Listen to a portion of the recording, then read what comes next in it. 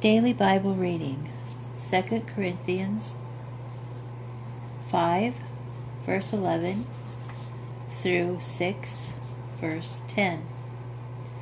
So it is with the fear of the Lord before us that we try to persuade people. Moreover, God knows us as we really are, and I hope that in your consciences you too know us as we really are. We are not recommending ourselves to you again, but giving you a reason to be proud of us, so that you will be able to answer those who boast about a person's appearance rather than his inner qualities. If we are insane, it is for God's sake, and if we are sane, it is for your sake.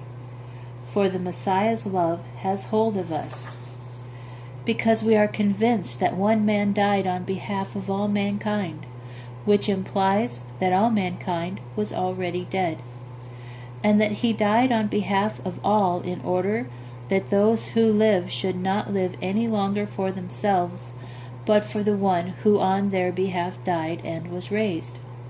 So from now on, we do not look at anyone from a worldly viewpoint. Even if we once regarded the Messiah from a worldly viewpoint, we do so no longer.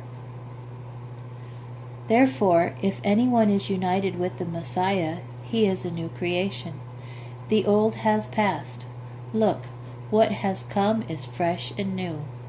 And it is all from God, who through the Messiah has reconciled us to himself, and has given us the work of that reconciliation, which is that God in the Messiah was reconciling mankind to himself, not counting their sins against them, and entrusting to us the message of reconciliation. Therefore we are ambassadors of the Messiah. In effect, God is making his appeal through us. What we do is appeal on behalf of the Messiah. Be reconciled to God. God made this sinless man be a sin offering on our behalf, so that in union with him we might fully share in God's righteousness. As God's fellow workers, we also urge you not to receive his grace and then do nothing with it. For he says, "At the acceptable time I heard you. In the day of salvation I helped you." We try not to put obstacles in anyone's path, so that no one can find fault with the work we do.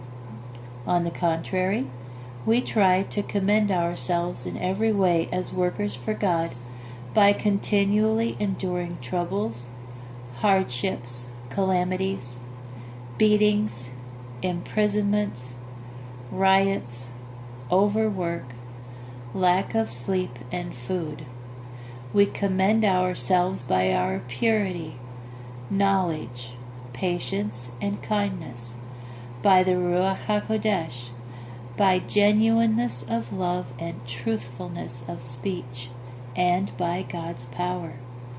We commend ourselves through our use of righteous weapons, whether for pressing our cause or defending it, through being honored and dishonored, praised and blamed, considered deceptive and sincere, unknown and famous, and we commend ourselves as God's workers headed for death. Yet look, we're alive, as punished, yet not killed, as having reason to be sad, yet always filled with joy, as poor, yet making many people rich, as having nothing, yet having everything.